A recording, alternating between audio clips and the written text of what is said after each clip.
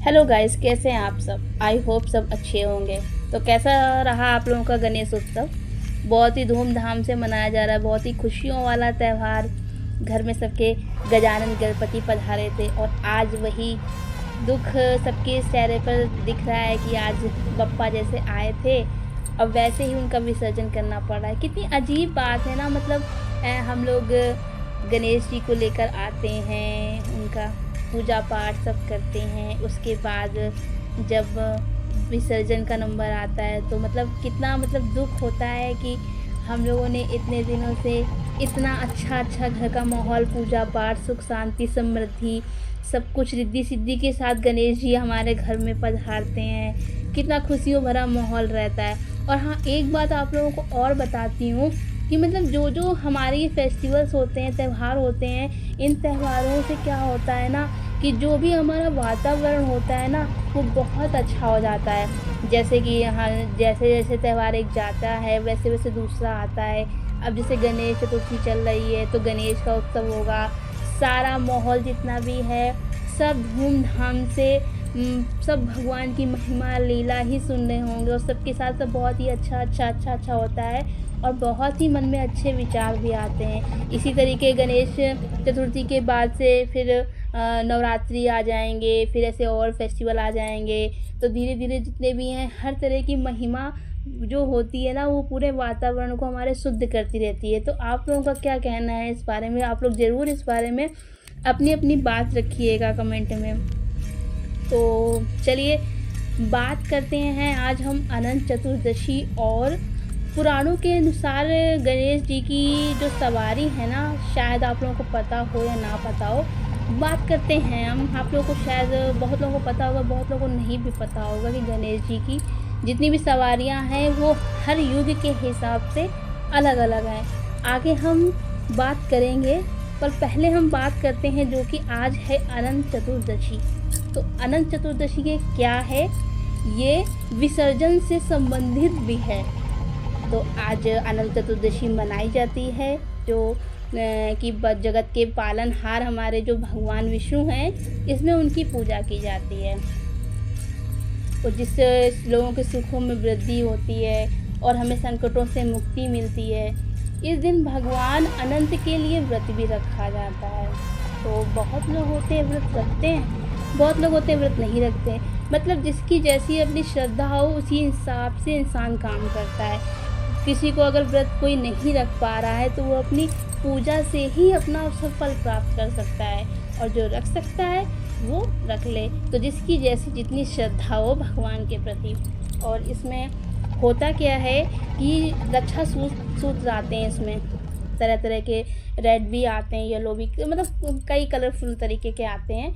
और जो ये रक्षा सूत्र होता है ये 14 गांठों वाला होता है, जो कि इसे हम लोग हाथ में बांधते हैं और यह रक्षा सूत्र हमारा पापों का नाश करता है और हर प्रकार के संकट से हमें बचाता है। तो ये तो रही धागे की बात। अब बात करते हैं यह जो गणेश चतुर्थी जो हमारा भव्य, जिसे बोलते हैं बहुत बड़ा, बहुत ही भव्य जो हमारा त्यौहार है, यह उत्सव जो है समापन दिवस है। जो अनंत चतुर्दशी है ये समापन दिवस है हमारे गणेश जी का। तो इस दिन गणेश विसर्जन हो जाता है, जिसके बाद गणेश जी की मूर्तियों को जल में विसर्जित किया जाता है। इसी दिन अनंत चतुर्दशी के दिन ही हमारे गणेश जी हमें छोड़कर जाते नहीं, मतलब जाते हैं वो दोबारा फिर से हमको अच्छे से लाने के लिए। ये कथाओं के, पौराणिक कथाओं के साथ जो रीति रिवाज है वो करे जाते हैं। तो आई होप सबको समझ में आ गया होगा। तो अब दूसरी बात हम करते हैं। तो ये तो रही अनंत चतुर्दशी की बात। तो आइए अब बात करते हैं अपने प्यारे गन्नू जी के बारे में, जिसके लिए आप लोग बहुत इंटरेस्टिंग होंगे सुनने के लिए कि गणेश जी का पहला वाहन कौन सा है। तो चलिए आगे बढ़ते हैं, आप लोगों का टाइम नहीं वेस्ट करते हैं और सुनाते हैं अपनी कुछ पौराणिक बातें।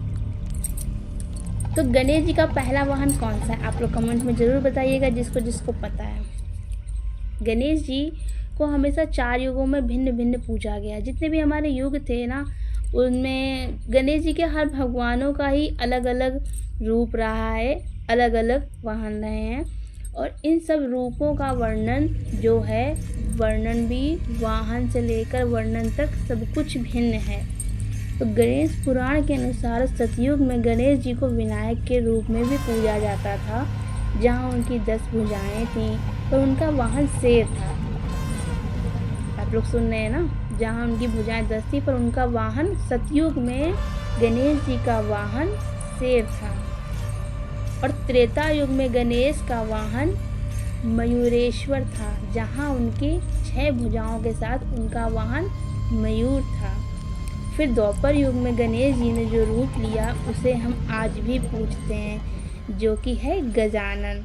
इस रूप में गणेश जी रक्त वर्ण के हैं और 4 भुजाओं के साथ मूषक पर सवार रहते हैं। अब इस कलयुग में गणेश का रूप होगा धूम्रकेतु, जो कि अभी तक नहीं पता है किसी को, जिसमें गणेश जी का रंग धूसर होगा और वह हाथ में अस्त्र लिए एक घोड़े पर सवार होकर कल्कि अवतार के साथ असुरों का विनाश करेंगे।